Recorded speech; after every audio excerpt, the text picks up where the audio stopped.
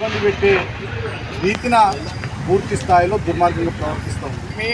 ప్రజల పక్షాన ఉన్నటువంటి ప్రతిపక్ష నాయకుల్ని, కార్యకర్తల్ని కూడా దుర్మార్గంగా అక్రమ కేసులు పెడుతూ నిర్బంధిస్తూ పోలీసుల ద్వారా వేధిస్తూ రాక్షసానందం పొందుతూ ఉన్నది రేవంత్ రెడ్డి ప్రభుత్వం.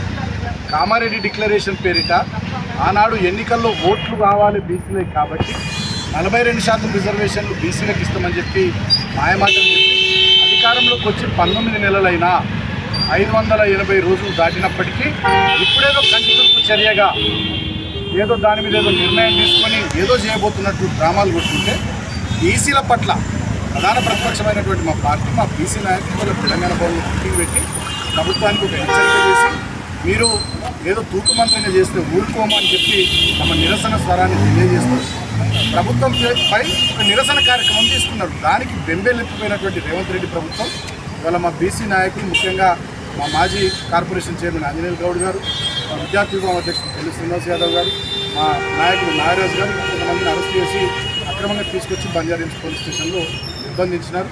పార్టీ హైకమాండ్ వెంటనే స్పందించి సీనియర్ నాయకులందరినీ కూడా పోలీస్ స్టేషన్కి పంపించి లీగల్ టీంను పంపించి ఈ చర్యను తీవ్రంగా బీఆర్ఎస్ పార్టీ ఖండించింది.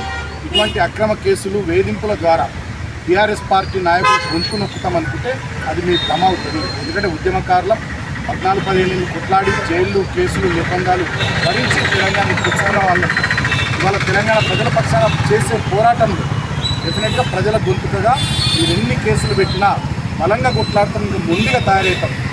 ఇవాళ ఇందిరమ్మ రాజ్యం పేరిట తెలంగాణలో అప్రకటిత ఎమర్జెన్సీ రాజ్యాన్ని రేవంత్ రెడ్డి నడిపిస్తూ ఉన్నాడు. ఏ శాఖ పనిచేస్తలే, ఏ అధికారి పనిచేస్తలే తెలంగాణలో, కేవలం పోలీసు శాఖనే పనిచేస్తున్నది. రేవంత్ రెడ్డి ప్రభుత్వానికి, కాంగ్రెస్ ప్రభుత్వానికి తొత్తులుగా పోలీసులు మాత్రమే పనిచేస్తూ ఉన్నారు. ఇది రాష్ట్ర ప్రజానికం గమనిస్తూ ఉంది. ఇవాళ ఒకటే మాట మేము బీఆర్ఎస్ పార్టీ పక్షాన డిమాండ్ చేస్తూ ఉన్నాం.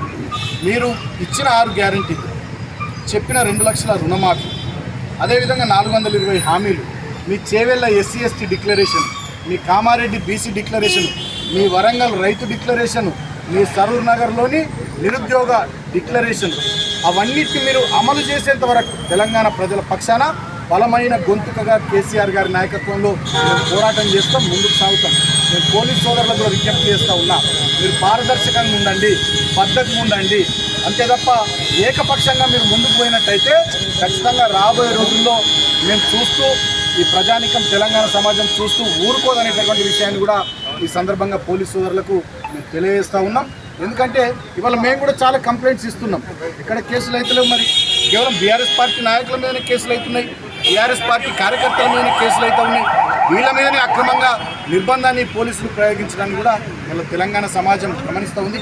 కేవలం పోలీసుల ద్వారా, పోలీసు శాఖ ద్వారా ప్రజల పక్షాన కొట్లాడుతున్న ప్రధాన ప్రతిపక్షమైన బీఆర్ఎస్ గొంతు నొక్కుతామనుకుంటే అది సూర్యుని మీద ఉమ్మి వేసినట్టయితే తప్ప ఇంకోటి కాదని చెప్పి ఈ కాంగ్రెస్ ప్రభుత్వానికి, ముఖ్యమంత్రి రేవంత్ రెడ్డికి తెలియజేస్తూ ఉంది.